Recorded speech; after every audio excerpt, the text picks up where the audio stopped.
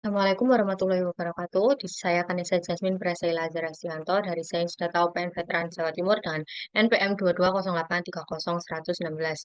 Di sini saya akan menjelaskan studi independence data science for business dari Sosnet Indonesia dengan proyek utama yakni prediksi harga emas menggunakan model deep learning, LSTM, dan CRU untuk analisis tren dan estimasi masa depan.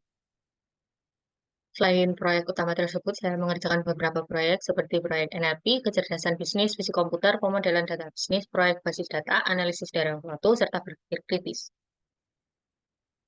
Dalam NLP, saya mengerjakan proyek berjudul Implementasi Teknik NLP untuk klasifikasi pesan spam dan non-spam.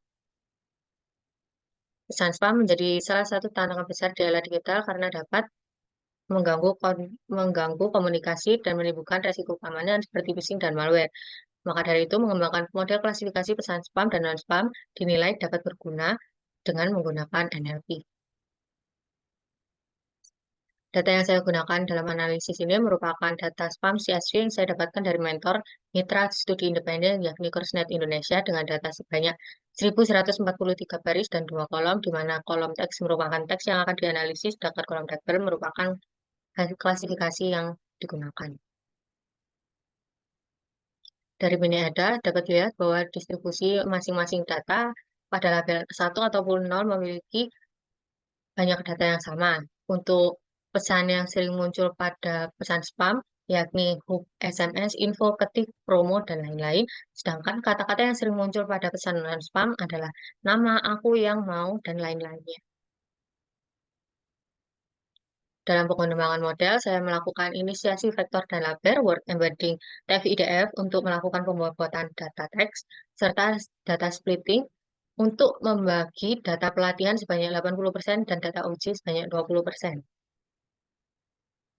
Setelah itu, saya lakukan pemodelan dengan menggunakan logistics regression, di mana Green Search sebagai CV sebagai hyperparameter. Setelah mendapatkan hyperparameter terbaik, saya melakukan pemodelan menggunakan logistics regression dengan hasil pemodelan yang memiliki akurasi sebesar 97% dengan precision, recall, dan F1 score sebesar 0,97 pada masing-masing label kelas. Dari hasil pemodelan, saya melakukan beberapa contoh seperti 3 teks ini, yakni teks pertama dan teks ketiga dalam model yang saya gunakan atau yang saya buat, itu terprediksi sebagai konten spam, sedangkan teks 2 terprediksi sebagai konten non-spam. Cerdasan bisnis, saya menerapkan proyek yakni penerapan clustering dalam menyusun strategi promosi berdasarkan segmentasi pelanggan. Segmentasi pelanggan merupakan langkah penting dalam menyusun strategi promosi yang efektif. Dengan memahami pola dan karakteristik pelanggan, dapat menargetkan kelompok tertentu dengan pendekatan yang sesuai dengan kelompok tersebut. Data yang saya gunakan dalam analisa ini merupakan data customer CSV yang didapatkan dari Google dengan data sebanyak 2.000 baris dan 8 kolom. Data preprocessing ini yang pertama ada memeriksa dan menangani missing value, penghapusan data dengan usia kurang dari 17 tahun karena data tersebut kurang valid disebabkan oleh orang-orang dengan usia di bawah 17 tahun cenderung belum bekerja. Kemudian dilakukan proses encode kolom gender dan profesi untuk dilakukan pemodelan. Dari EDA dapat dilihat bahwa berjenis kelamin perempuan merupakan pelanggan mayoritas, yakni sebanyak 985 pelanggan, serta 670 pelanggan laki-laki. Kemudian, pekerjaan pelanggan mayoritas adalah pelanggan yang bekerja di bidang kesehatan, di mana pelanggan minoritas di sini adalah pelanggan yang bekerja di rumah. Scatterplot annual income dan spending score dapat dilihat bahwa semakin besar annual income, maka semakin besar pula spending score-nya. Correlation matrix ini dapat dilihat bahwa terdapat beberapa memiliki korelasi positif ataupun negatif. Kemudian, saya melakukan clustering terbaik, pencarian clustering terbaik, yakni saya mendapatkan dua cluster untuk ELBO method dan 3 cluster untuk Silo Let's Go. Selanjutnya, saya memakai 3 cluster yang saya dapatkan dari Silo Let's Go untuk mendapatkan hasil clustering menggunakan K-means. Setelah itu, hasil cluster tersebut saya masukkan ke dalam dataset awal dengan kolom klaster.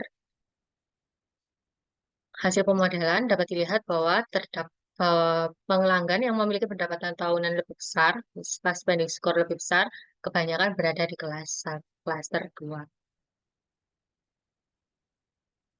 Dari hasil pemodelan, didapatkan hasil clustering, kemudian dibuat fungsi untuk menentukan strategi promosi berdasarkan klaster pelanggar, di mana pelanggaran klaster 0 akan mendapatkan promosi berupa loyalitas program dan penawaran eksklusif, diskon musiman dan poin loyalitas untuk pelanggan klaster 1, serta big discount serta referral promotion untuk pelanggan di klaster 2.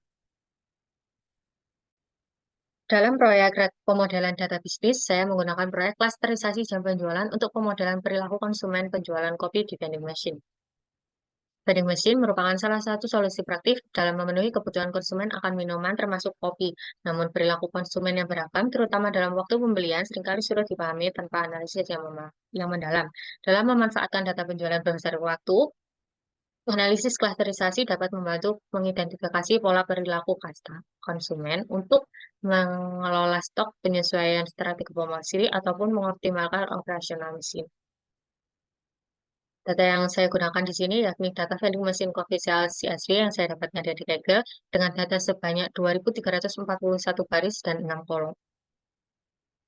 Kemudian saya lakukan pre-processing data, yaitu mengecekkan tipe data, pengubahan tipe data dan penghapusan kolom, membuat kolom date dan hour, serta deteksi dan penanganan missing value.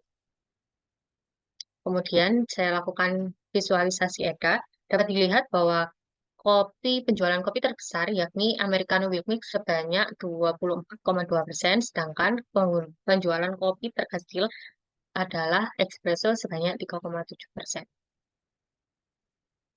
Setelah itu saya lakukan analisa penjualan kopi. Di sini ada dekomposisi deret waktu, dapat dilihat bahwa penjualan kopi memiliki pola seasonal, kemudian dari total penjualan harian dapat dilihat bahwa terdapat kenaikan serta penurunan yang cukup konsisten dari penjualan harian kopi. Kemudian untuk penjualan kopi per jam terdapat beberapa jam yang termasuk penjualan kopi tertinggi. Setelah itu rata-rata penjualan kopi mingguan dapat dilihat bahwa hari Selasa merupakan hari dengan penjualan kopi tertinggi. Kemudian dilakukan modeling menggunakan key means seperti berikut dan didapatkan hasil bahwa jam 8 pagi hingga 2 siang serta jam 6 sore sampai jam 6 jam 9 malam merupakan waktu penjualan tertinggi di klaster 0. Sedangkan jam 3, jam 5 serta jam 8 dan jam 10 merupakan waktu penjualan sedang di klaster 1 serta pukul 7 merupakan waktu penjualan rendah di klaster 2. Hasil analisis ini didapatkan bahwa konsumen cenderung melakukan pembelian kopi dalam 2 rentang utama, yakni pagi hingga siang atau pada jam produktif kerja hingga sore hingga malam atau di waktu santai istirahat. Puncak penjualan kopi di pagi hari klaster 0 menunjukkan tingginya kebutuhan kopi sebagai pendamping aktivitas produktif. Aktivitas pembelian di sore hari menunjukkan pola konsumsi sekunder yang konsisten. Insight bisnis yang dapat ditetapkan yakni penjual dapat meningkatkan persediaan atau layanan di pagi hari pukul 8 hingga 12 untuk mengakomodasi tingginya permintaan. Fokus pada promosi di sore hingga malam hari pada pukul 3 hingga 10 malam untuk mendorong peningkatan penjualan pada jam yang masuk klaster 1. Setelah itu dapat dilakukan pengembangan produk seperti menyesuaikan jenis produk atau layanan berdasarkan perilaku konsumen di setiap klaster waktu, seperti promosi diskon kopi di pagi atau siang hari. Rekognisi di komputer, saya mengerjakan proyek tentang penerapan CNN untuk klasifikasi jenis hama tanaman. Hama tanaman merupakan salah satu ancaman utama bagi hasil pertanian yang menyebabkan kerugian ekonomi ataupun lingkungan yang signifikan setiap tahunnya. Identifikasi hama secara manual seringkali memakan waktu dan membutuhkan keahlian khusus sehingga diperlukan solusi berbagai teknologi yang efisien seperti CNN. Data yang saya gunakan di sini yakni data yang saya dapatkan dari Mitra Studi Independen Korsnet. Data ini mencakup data gambar invasif atau data hama tanaman yang menyebar secara cepat, serta data hama non-invasif atau bukan hama tanaman. Gambar tersebut seperti berikut. Kemudian dilakukan distribusi gambar hama tanaman. Dari visualisasi tersebut dapat dilihat bahwa tidak ada imbalance data dari masing-masing kelas dalam dataset, di mana data invasif dan non-invasif sama-sama berjumlah 50%. Setelah itu dilakukan data preprocessing dan data flow. Data preprocessing dalam kode ini digunakan untuk melakukan augmentasi data latih menggunakan teknik rotasi, flipping, serta pergeseran posisi gambar dan normalisasi pixel gambar. Sedangkan dalam data uji, preprocessing hanya dilakukan proses normalisasi tanpa augmentasi untuk meningkatkan keberagaman data latih dan memastikan data uji tetap asli. Kemudian dari data flow digunakan untuk memuat data latih dan data uji menggunakan flow from directory, kemudian dilakukan pengubahan ukuran dalam batch berukuran 32 dan kategorisasi menggunakan kelas metode kategorikal. Data training yang digunakan dalam metode modeling ini sebanyak 100 data yang dikelompokkan dalam 2 kelas, yakni invasif dan non-invasif. Sedangkan data testing adalah sebanyak 400 data dengan 200 data di masing-masing kelas. Berikut merupakan model yang saya gunakan. Untuk validasi visualisasi hasil prediksi dapat dilihat bahwa model dapat melakukan prediksi halaman tanaman dengan cukup baik. Dari confusion matrix tersebut, 11 prediksi benar dalam kelas 0 dan 6 untuk kelas 1, sedangkan 7 sampel kelas 0 salah diklasifikasikan sebagai kelas 1 dan 8 sampel kelas 1 salah diklasifikasikan sebagai kelas 0. Hal ini menunjukkan bahwa model masih memiliki kelemahan dalam membedakan kedua kelas dengan akurasi yang seimbang. Kemudian saya gunakan salah satu gambar hama tanaman yang cepat menyebar dan model dapat melakukan prediksi dengan baik, yaitu invasif. Dalam proyek basis data, saya menggunakan proyek yakni Backstore Database. Pengolahan data yang efisien menjadi kebutuhan utama dalam bisnis sepeda yang memiliki berbagai produk pelanggan transaksi. Basis data yang struktur dapat membantu toko sepeda untuk menyimpan, mengakses, dan menganalisis dengan lebih mudah. Data yang saya gunakan di sini yaitu data dari Kaggle dengan beberapa tabel, yaitu tabel brands, kategoris, customer, order items, order, produk, staff, stocks, dan stores. Kemudian saya lakukan ekspor ke dalam SQL sebagai berikut. Setelah itu dilakukan proses analisa data dengan menerapkan beberapa query, seperti query untuk melihat nama depan, nama belakang, serta email pelanggan, kemudian melihat produk yang ada yang dijual oleh toko sepeda. Setelah itu ada menambahkan brands pada brand names, kemudian ada pengupdatean order status. Setelah itu melihat stok produk, serta melihat pelanggan yang tinggal di orchard park. Di sini saya menggunakan query untuk melihat beberapa stok produk sepeda yang ada. Dalam rekognisi analisis dari waktu, saya mengerjakan proyek utama ke saya, yakni prediksi harga emas menggunakan model deep learning, LSTM, dan GRU untuk analisis tren dan estimasi masa depan. Emas merupakan salah satu komoditas yang paling bernilai di dunia yang digunakan untuk melindungi kekayaan dari inflasi. Harga emas dipengaruhi oleh berbagai faktor, termasuk inflasi, suku bunga, nilai tukar mata uang, indeks dolar, dan lain-lain. Data yang saya gunakan di sini yaitu beberapa data dari berbagai sumber yang berbeda, seperti data suku bunga Bank Indonesia, kemudian suku bunga The Fed dari investing.com, data nilai inflasi Indonesia dari Bank Indonesia, data kurs mata uang USD to IDR dari investing.com, data indeks dolar dari investing.com, data harga emas berjangka dari investing.com, dan harga emas Indonesia dari pusat data kontak. Setelah itu dilakukan data preprocessing seperti konversi tipe data kolom tanggal yang pada time seluruh dataset, kemudian filter selection pengambilan kolom terakhir pada beberapa dataset. Setelah itu ada joining data untuk menggabungkan keseluruhan data berdasarkan kolom tanggal. Karena ada suku bunga, inflasi, dan The Fed merupakan data bulanan, maka dilakukan pengambilan data ke data harian. Setelah itu dilakukan konversi tipe data untuk mengubah tipe data ke numeric. Kemudian dilakukan deteksi dan handling weighting value, staff feature engineering untuk menambahkan data H-1 hingga H-5 pada kolom tertentu, pada seluruh kolom. Nah, dalam deteksi missing value ini, saya menggunakan beberapa metode yang berbeda, yaitu interpolasi linear, kemudian backfills, ataupun MEA. Setelah itu dilakukan analisis data eksploratif seperti deteksi outlier. Dari visualisasi box plot di samping, terdapat outlier yang ada dalam harga emas IDR, namun dalam kasus ini outlier tidak ditangani karena dapat memengaruhi model. Kemudian dari visual heat map menunjukkan hubungan antara variabel seperti harga emas, suku bunga, inflasi, dan lain-lain. Dari pola yang terlihat, harga emas IDR memiliki korelasi kuat dengan harga emas global, sedangkan harga emas IDR memiliki korelasi negatif terhadap indeks dolar. Grafik tren harga emas menunjukkan kenaikan yang konsisten dari Januari hingga Oktober 2024 dan memiliki kenaikan yang signifikan sejak awal 2023 yang kemungkinan dipengaruhi oleh kondisi ekonomi global yang tidak stabil. Kemudian ada hubungan variabel dengan harga emas. Dari hubungan antar variabel ini terdapat harga emas memiliki hubungan positif dengan suku bunga dan data inflasi yang menunjukkan bahwa kenaikan suku bunga dan inflasi dapat memicu kenaikan harga emas. Sedangkan harga emas memiliki hubungan negatif antara indeks dolar, di mana penguatan dolar cenderung menurunkan harga emas karena emas menjadi lebih mahal dalam mata uang lainnya. Dari grafik perubahan harga emas dapat dilihat bahwa perubahan harian harga emas dari Januari 2022 hingga 2024 umumnya stabil di sekitaran angka 0, namun terdapat beberapa outlier yang signifikan. Peristiwa paling menonjol terjadi pada tahun awal 2022 dengan lonjakan besar di atas 100.000 dan penurunan tajam di bawah 75.000.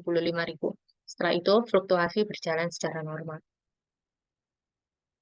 Kemudian dilakukan pemodelan dan evaluasi, di mana fitur yang digunakan di sini adalah suku bunga The Fed, data inflasi, indeks dolar, kurs rupiah, harga emas untuk periode H-1 hingga H-5, sedangkan target yang saya pakai di sini adalah harga emas IDR. Kita dilakukan proses pembagian data menjadi set pelatihan dan pengujian sebesar 80 dan 20%.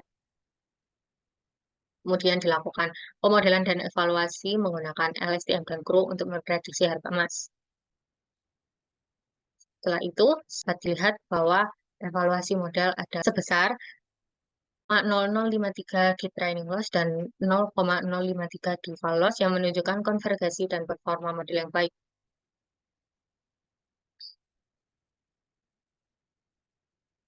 Hasil evaluasi menunjukkan bahwa rata-rata kesalahan absolut antara nilai prediksi dan model adalah sebesar Rp42.259 dengan MAP sebesar 2,96%, dengan R-square sebesar 0,37, yang menunjukkan bahwa model dapat menjelaskan 37% variasi harga dalam data emas. Kemudian dilakukan tuning hyperparameters untuk membuat model yang lebih baik lagi. Setelah itu dilakukan modeling ulang menggunakan hasil tuning dan didapatkan akurasi yang semakin meningkat lagi, yakni MAP sebesar Rp17.402 dengan nilai prediksi dan model menyimpang sebesar Rp17.402 dari nilai akurat.